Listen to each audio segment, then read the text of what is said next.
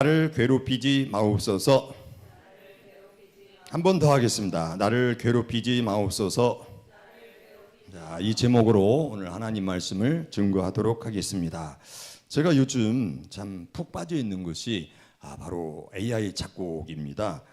참 바다새라고 우리 교회에서도 한 1년 정도 찬양대를 이끄신 바다새라고 하신 분이 이렇게 웹 디자이너 한 35년을 해서 그분에게 지금 계속 배우고 있습니다. 제가 이제 자신 있는 것은 동요 작곡은 확실하게 작곡은 자신 있는데 이 CCM송은 제가 자신이 없었거든요.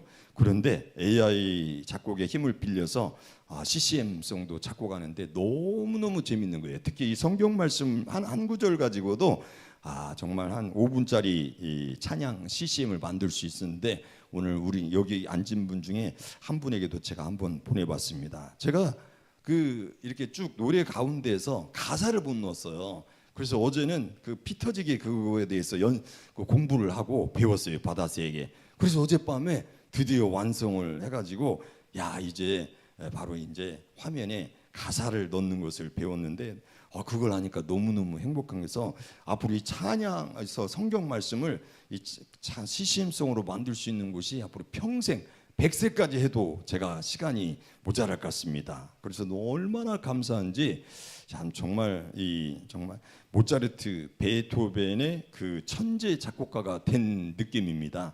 앞으로 멋진 또 곡을 갖다가 간증할 수 있는 기회가 있지 않을까 해서 그때 한번 기회를 주고요. 자, 오늘 1절 다 같이 한번 읽어보겠습니다. 시작. 예수께서 바다 건너편 거라사인의 지방에 이르러. 자, 그렇습니다. 지금 이 마가복음은 마가가 썼습니다. 그런데 갑자기 지금 예수님이 나타나시고 거라사인의 지방이 나타났습니다. 지금 마가가 섬세한 필체로 1절을 시작하는데 이 세상을 사탄이 지배하는 어둠의 세력이 없다는 것을 알 수가 있습니다. 왜 어둠의 세력이냐면은 바로 갑자기 귀신이 나타나는 거예요. 그 이전까지는 귀신이 안 나타났는데 예수님이 이게 활동을 하면서 귀신이 정체가 드러나면서 이제 이 세계는 바로 세상은 사탄이 지배하는 어둠의 세력인데 예수님이 오니까 벌벌 떠는 거예요. 자, 이 바다 건너편 거라사인의 지방이 어디냐면은 바로 갈릴리 바다 동남쪽으로 동쪽과 남쪽에 동남쪽으로 35마일 약 56km 떨어진 곳에 위치한 곳이 있었다면 이곳에 돼지를 치는 마을이 있고 사람들이 있다 보면은 유대인들은 돼지는 불교에서 안 먹잖아요. 그렇기 때문에 아마 이방인들이 돼지를 키워서 먹고 살았지 않나 이렇게 생각을 해봅니다. 2절 시작. 배에서 나오심에 곧 더러운 귀신 들린 사람이 무덤 사이에서 나와 예수를 만나니라. 자, 그렇습니다. 아니 예수님이 딱 출애를 하니까 이 더러운 귀신들이 벌벌 떨면서 더러운 귀신, 여기에 보면 꼭 귀신은 귀신인데 거기에 더러운 더티 스피리트라고 이렇게 씁니다. 그래서 바로 이 더러운 귀신 들린 사람이 무덤 사이에서, 여러분들 바로 이 귀신의 종류가 많은데 이 귀신의 우두머리는 누굴까요? 사탄입니다. 사탄이 바로 귀신의 우두머리가 되겠고 사령관이라고 할 수 있고 타락한 천사가 바로 그 중에 3분의 1이 또 타락한 천사라고 하잖아요. 그들이 바로 장교라면 귀신은 쫄병이라고 할 수가 있는데 이들의 역할은 뭐냐? 우리들을 죽이고 멸망시키고 바로 실제적인 싸움을 거는 것이 바로 이 귀신들이라고 볼 수가 있겠습니다. 귀신은 여러 종류가 있어요. 상당히 많은 종류가 있는데 사람들로 하여금 윤리도덕적으로 부패하게 만들어 타락시키는 귀신, 사람의 마음속에 염려, 근심, 번민, 고통을 주고 악한 분쟁을 일으키게 하는 귀신, 거짓말 귀신 등 우리가 셀 수 없이 많은 이런 귀신들이 있는데 그 귀신이 이제 나타난 거예요. 3, 4절 시작. 그 사람은 무덤 사이에 거처하는데 이제는 아무도 그를 쇠사슬로도 맬 수 없게 되었으니 이는 여러 번 고랑과 쇠사슬에 베었어도 쇠사슬을 끊고 고랑을 깨뜨렸음이래라. 그리하여 아무도 그를 제어할 힘이 없는지라. 그렇습니다. 이 귀신 들린 사람. 근데 여기서 사람이 귀신이라고 하는 것이 아니라 내가 만약에 사람인데 바로 귀신이 나한테 2,000마리 떼가 들어온 거예요, 지금 현재. 그러니 얼마나 괴롭겠습니까? 자, 그런데 이 우리나라의 무덤과 유대 땅의 무덤은 틀려요. 바로 이 유대인의 이 무덤에서는 무덤 안에 제사 드리는 관이 있었어요. 그래서 그곳에 음식이 있고 거처가 가능해요. 그러다 보니까 이 묘나에서 바로 놓고 가는 음식을 먹고 있는 사람들이 있죠. 아무래도 가난한 사람들이 되겠죠. 그렇게 하면서 살았는데 그 세상에 귀신이 2,000마리 되는 때가 이 사람에게 들어가 있는 거예요. 그런데 귀신이 들리는데 여러분들 보세요. 쇠사슬을 끊어버려요. 얼마나 힘이 셉니까 귀신이. 그리고 고랑을 깨뜨렸다 하면서 아무도 그를 제어할 힘이 없을 정도로 이 귀신 들린 사람은 이렇게 참 힘든 삶을 살고 있었어요. 밤낮 무덤 사이에서 사내에서나 늘 소리 지르며 돌로 자기의 몸을 해치고 있었더라. 생각해 보세요. 무덤 사이에서 이 산에서나 늘 소리를 지른 거예요. 여러분들 아마 귀신 들린 사람들이 이렇게 보면은 알 수 있을 텐데 이 소리를 지르고 돌로 자기의 몸을 막 하고 학대를 한다는 거잖아요. 얼마나 이 비참한 모습입니까? 자, 예수 없이 산 삶이 이런 것이 아닌가. 바로 제어 불가능하는데 제가 참으로 1993년도쯤에 바로 이런 사람을 한번 봤습니다. 이름은 김씨인데 이 김씨가 그때 당시에 저희 아내하고 나이가 비슷했으니까 한 27살 정도 됐었는데 이분이 귀신이 들려가지고 도로가에서 막 소리 지르고 막 미친 짓을 하는 거예요. 그러니까 남편이 경찰인데 경찰이 총을 들고 와가지고 자기 부인을 죽이려고까지 했어요. 왜냐하면 막 도로 한가운데서 막 이렇게 막 미친 짓을 하고 막 춤추고 막 하니까 자기 경찰로서 창피스러운 거예요. 그러면서 저하고 아내를 찾아왔어요. 그 김씨라는 사람이 여자분입니다. 그래가지고 바로 제 스티커에다 태워가지고 거기 장성에 가면 기도원이 참 많이 있어요. 기도원에 가가지고 그분을 이제 놓고 기도를 많이 했는데 안 나갔어요. 귀신이 안 나가지고 다시 정음으로 와가지고 그분이 순복음교회를 다녔어요. 순복음교회에 금요 철야를 했는데 그때 당시에 수십 명의 성도들이 이분 한 분을 놓고서 기도를 뜨겁게 해가지고 이 더러운 귀신아 떠나가라면서 무지하게 기도해가지고 다음날 나왔어요. 나와가지고 정읍에 창피스러워가지고 전주에 가서 지금 사는데 굉장히 잘 산다고 그렇습니다. 자, 그렇습니다. 귀신은 한번 들리면은 사람을 정말 정신없게 만드는데 6절 8절을 보시면은 그가 멀리서 귀신 들린 사람이죠. 예수를 보고 달려와 절하며 큰 소리로 부르짖어 이르되, 자, 먼저 이 후반절에 보면 예수께서 이미 그에게 이르시기를 뭐라고 명령하시냐면은 더러운 귀신아 그 사람에게서 나오라. 이미 예수님께서 이 군대 귀신에게 명령을 한 거예요. 이 더러운 귀신아 그 사람에게서 나오라 하니까 이 2,000마리 되는 귀신들이 깜짝 놀라가지고 영은 영을 알아봐요. 예수님이 하나님의 아들이신 것을 이네들은 아는 거예요. 뭐라고 하냐면 지극히 높으신 하나님의 아들 예수요, 나와 당신이 무슨 상관이 있나이까? 내가 바라올 건데 한 가지 원하는 게 있다. 하나님 앞에 맹세하고 나를 괴롭히지 마옵소서. 예수님을 만나면 이네들인 고통 가운데 사는 거예요. 특히 이 마가복음 5장과 마태복음, 누가복음 13장과는 이렇게 연결이 돼 있어요. 연결이 돼 있는데 거기 뭐라고 나오냔 말이에요. 이 더러운 군대 귀신들이 여러분들 제일 무서운지 뭔지 아십니까?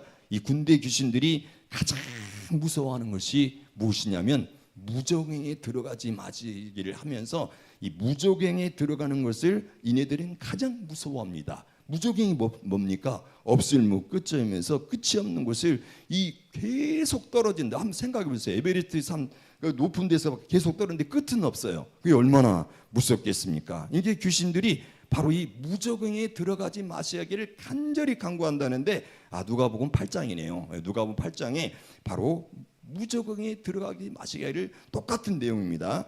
9절에 보면 이에 물으시되 내 이름이 무엇이냐? 예수님이 묻는 거예요.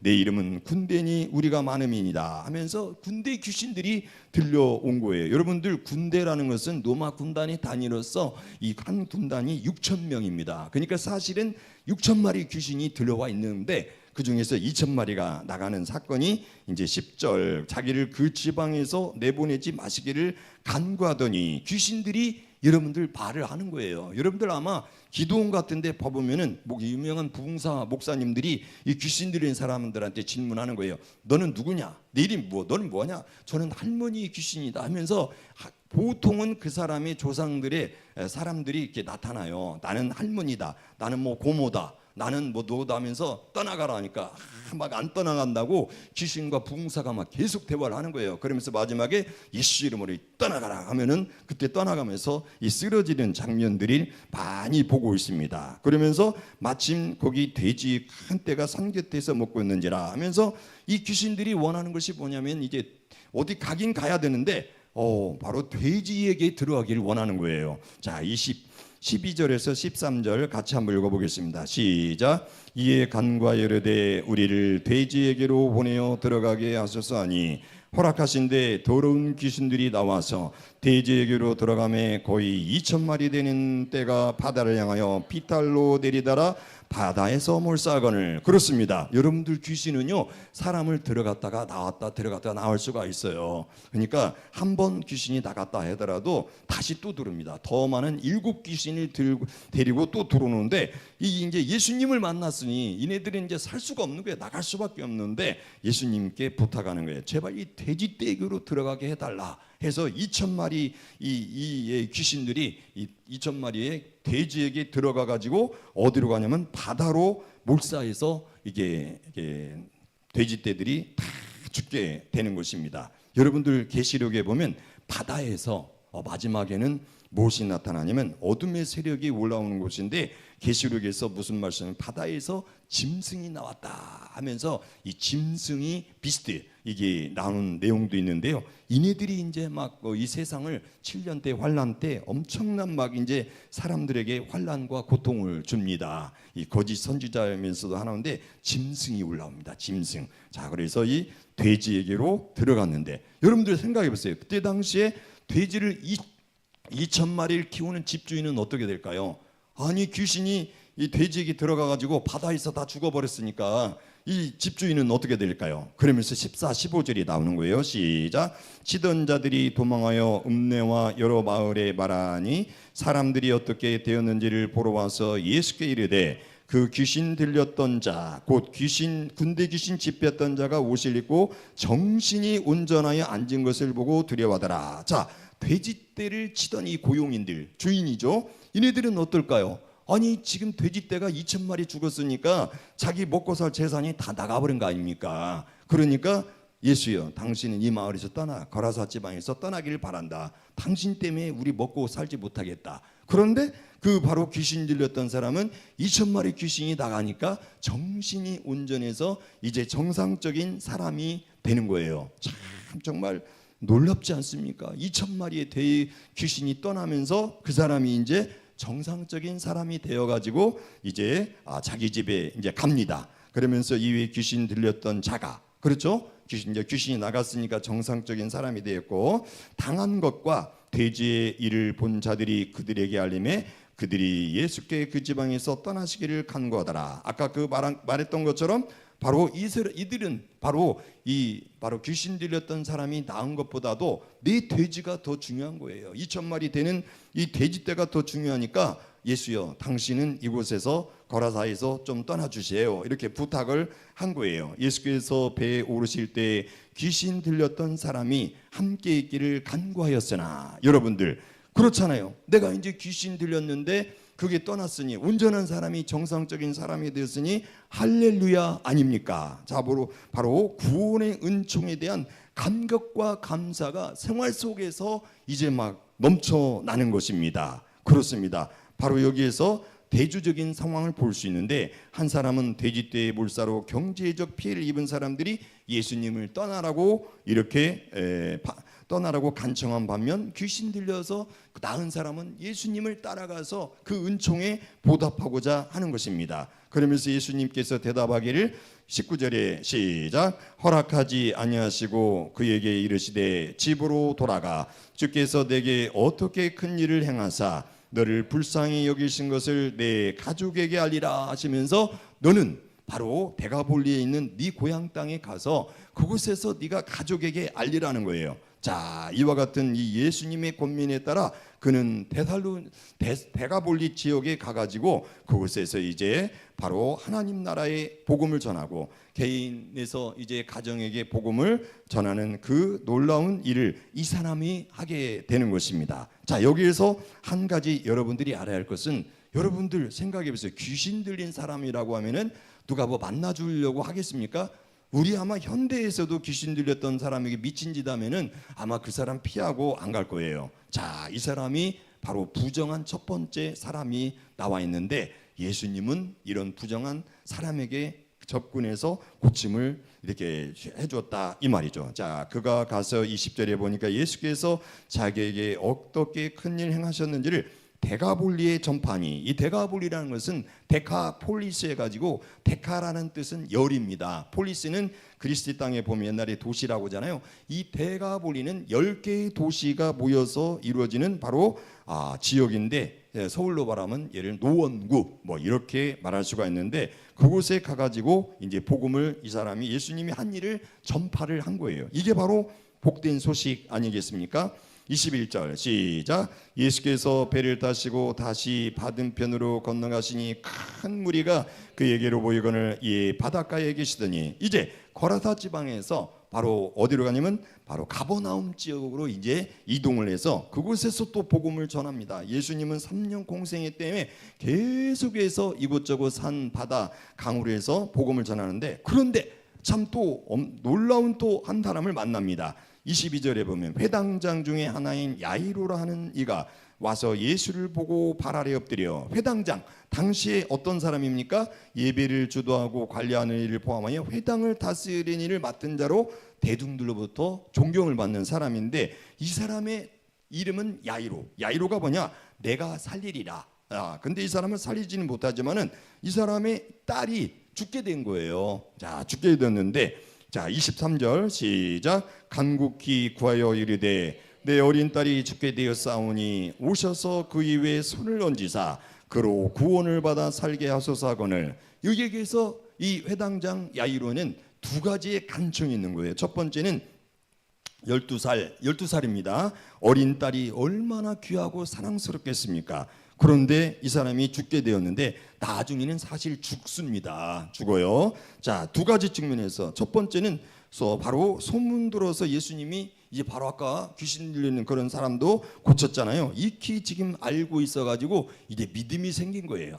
예수님이라면 내 딸을 고칠 수 있을 것이다. 두 번째는 절박한 거예요. 여러분들 생각해 보세요. 내 딸이 지금 죽게 되었는데 절박하지 않겠습니까?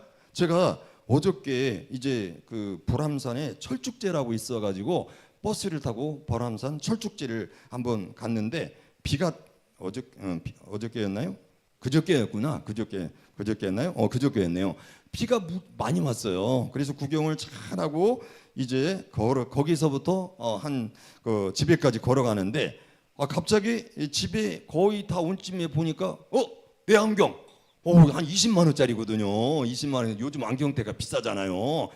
내 안경 하면서 집에 다 왔는데, 철쭉제 불암산 그것까지 가야 되는데, 야, 이거 큰일 났네. 내 안경 이거 내가 밤에 운전할 때 안경 없으면 나 운전 못 하는데, 저 안경테 비싼데, 그리고 내가 지금 10년 이상 애주중지한 안경인데 안경테가 딱 보니까 없는 거예요. 큰일 났다. 당신은 빨리 집에 가고 나는 지금부터 슈퍼맨처럼 뛰어가가지고 그 불암산 철쭉제 가서 내 안경 좀 찾아야겠다. 여러분들 생각해 보세요. 지금 거의 1시간 이상이 흘러갔는데 안경이 있을까요? 안경을 어디다 놓냐면 버스 정류장에 사람이 앉아있는 그 의자에 올려놓은 거예요. 한번 이제 거기에 있는 한글 비석이라고 내용을 보다 보니까 안경을 의자에다 올려놓고 나중에 갈 때는 그냥 안경을 놓고 이제 집에 간 거예요. 야, 큰일 났다 싶어가지고, 주여, 안경 찾아야 되겠습니다. 안경 찾게 하여 주시옵소서. 절박하잖아요. 제 목숨같이 있는 제 안경, 안경 찾게 해달라고 해서 이제 막 주여 찾게 해달라고 하면서 택시를 바로 타야 되겠죠. 아내는 버스 타고 와요. 버스 타고 하다는 이미 늦는 거죠. 버스 타고 하래요. 버스가 어디 탔는지도 모르겠어요. 그래서 택시 이제 잡아가지고 빨리 이제 불암산 철쭉제 빨리 갑시다 빨리 이제 막 이제 봐가지고 택시를 타가지고 딱 내렸는데 딱 주위에 보니까 없는 거예요. 그래서 또 좀 멀리 가가지고 헷갈리는 거예요. 그래서 위치를 보니까 아, 저 자리다 해가지고 한글 비속로 그 앞이었더라고요. 그래 거기까지 막 뛰었죠. 막 제가 또 막 달리기 선수잖아요. 근데 딱 보니까 어떤 할아버지가 의자에 딱 앉았는데 보니까 거기에 돋보기 안경이 옆에 있고 자기 무슨 안경을 쓰고 있는 거예요. 그래서 그거 보고서 제가 이제 의자를 딴 데 타 보니까 없어서 할아버지 혹시 이곳에 안경 있었나요? 이 안경이요? 제 거 안경이에요. 주세요. 이러면서 가지고 도망갔는데 세상에 5분만 늦었으면은 그 할아버지가 안경 그 뭐냐면 쓰고 안경테 한 20만 원 주고 팔고 그 사람은 아마 그랬었는데 안경을 썼더라고. 보니까 안경을 썼어. 그래서 할아버지 그 안경 못 보셨어요? 그랬더니 이 안경 제 겁니다. 제 거. 아니 왜 훔치세요? 훔치세요. 그렇게 해서 찾았는데 할렐루야 얼마나 기쁘던지 여러분들 이렇게 간절함이 있어야 돼요. 야 근데 안경을 찾으니까 그 기쁨이란 것은 안경도 이렇게 기쁜데 여러분들 만약에 식구가 구원받는다고 생각해 보세요. 얼마나 감사하겠습니까? 그런데 이 그와 함께 가실새 큰 무리가 따라가며 바로 에워싸 밀더라.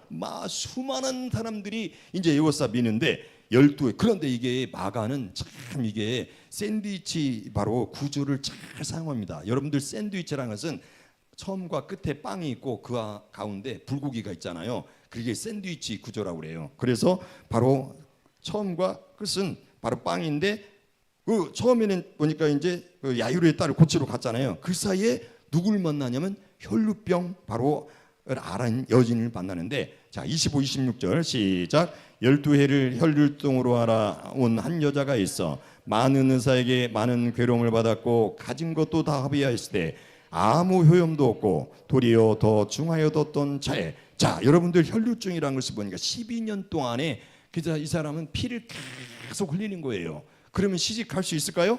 시집을 못 가죠. 그런데 바로 햄버거에서 빵과 빵 사이에 불고기가 있다면 가운데가 중요하잖아요. 그래서 마가는 이런 샌드위치 기법을 잘 사용해요. 그런데 예수의 소문을 듣고 무리 가운데 끼어 뒤로 와서 그의 옷에 손을 대니 이는 내가 그의 옷에만 손을 대어도 구원을 받으리라 함일러라. 자 구약의 레위기 15장에 1절부터 6절 혹시 성경책 있으신 분은 한번 읽어보세요. 자 레위기 15장 1절부터 제가 한번 7절까지 읽어보겠습니다. 169페이지. 여호와께서 모세와 아론에게 말씀하여 이르시되 이스라엘 자손에게 말하여 이르라. 누구든지 그의 몸에 유출병이 있으면 이게 혈류병입니다. 피가 계속 흘렸다는 것이 유출병이 있으면 그 유출병으로 인하여 부정한 자라. 그의 유출병으로 말미암아 부정함이 이러하니 곧 그의 몸에서 흘러나오든지 그의 몸에서 흘러나오는 것이 막혔든지 부정한즉 유출병 있는 자가 눕는 침상은 다 부정하고 그가 앉았던 자리도 다 부정하니 그의 침상에 접촉하는 자는 그의 옷을 빨고 물로 몸을 씻을 것이며 저녁까지 부정하리라. 유출병이 있는 자가 앉았던 자리에 앉는 자는 그의 옷을 빨고 물로 씻을 것이요 저녁까지 부정하리라. 유출병이 있는 자의 몸에 접촉하는 자는 그의 옷을 빨고 물로 몸을 씻을 것이요 저녁까지 부정하리라. 이 혈류병을 앓는 여자는 유출병이기 때문에 이 사람이 예수님을 만졌기 때문에 예수님이 부정한 자가 된 거죠. 자 그러면 여기에서 우리에게 기가 막힌 하나의 교훈을 얻을 수가 있는 것입니다.